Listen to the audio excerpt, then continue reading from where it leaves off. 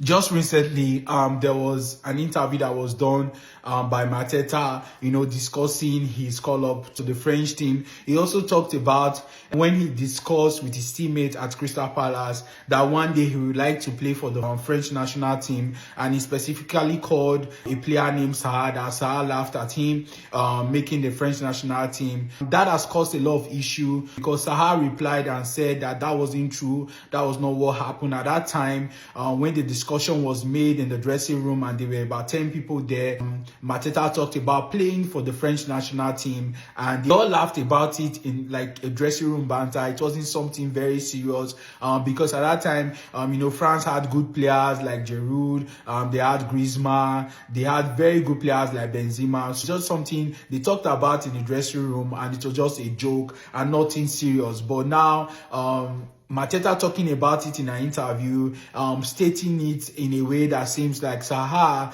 was a bad person, or mocking him or laughing at him that he could not make the French national team. Zaha is coming out to say that is not the way it is. Personally, I think it was just a normal banter, when guys talk, normal guy to guy banter, something when they gist, just laugh each other. It wasn't something very serious, but apparently Mateta took it as a very serious issue. I think when something happens in that case, when you're not happy by a statement that was said by someone, you should just confront them and tell them, I wasn't happy that you said this, and you should let it go. But coming out years later to say, oh, Zaha said I would not make it, but now I made it. Something like, Mama, they said I could not make it, but now I made it. It's causing a lot of controversies right now between Zaha and Mateta, some beef between those two, going online to respond to each other. So what do you think about this situation? For me personally, I think it was just a normal gist. It wasn't something very serious from Zaha. They just said it. It's not something that he meant that he was not going to make the team.